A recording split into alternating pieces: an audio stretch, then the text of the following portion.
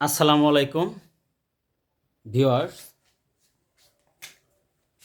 √6 plus √6 plus √6 plus √6 dot dot dot এরকম অসীম ধারার মান কত সেটা জানতে চাওয়া হয়েছে।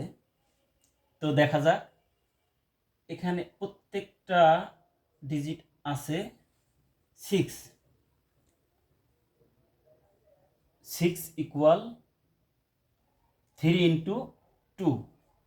এই যোগ থাকলে আন্ডাররুটের নিচে যোগ যোগ যোগ একই সংখ্যার এরকম দ্বারা থাকলে আমরা এই সংখ্যাটাকে দুটি ক্রমিক স্বাভাবিক সংখ্যার গুণফল আকারে প্রকাশ করব। ক্রমিক মানে পরপর দুটি সংখ্যা, যে দুটি সংখ্যার ব্যবধান 1। তাহলে 6 ইকুয়াল 3 ইন্টু 2, তাহলে এটার অ্যান্সার হবে 3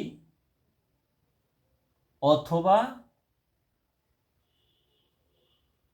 -2।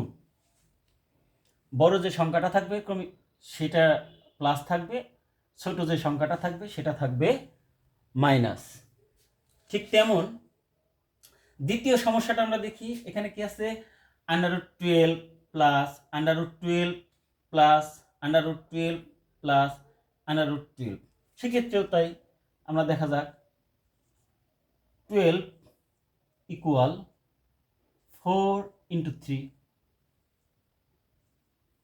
তো এটি ক্রমিক স্বাভাবিক সংখ্যা, তাহলে উত্তর কি হবে? এর মান কি হবে? 4 অথবা -3। তাহলে এই ধারার মান কত হবে? কমেন্টে জানান। ধন্যবাদ সবাইকে।